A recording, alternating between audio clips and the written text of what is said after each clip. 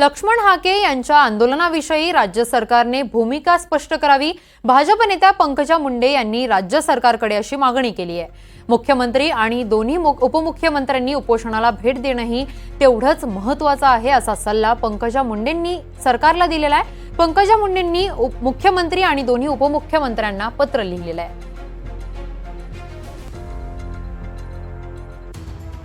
OBC आरक्षणासंदर्भात प्राचार्य लक्ष्मण हाके आणि त्यांचे सहकारी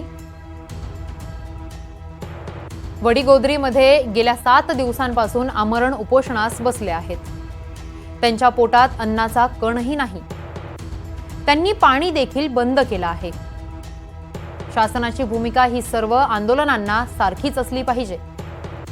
हाके यांच्याबाबत प्रमुख मंत्र्यांनी तसेच आपण स्वतः गांभीर्याने लक्ष तर द्यावेच, याशिवाय उपोषणास भेट देऊन सन्मान द्यावा। त्यांचं म्हणणं ऐकून घ्यावं।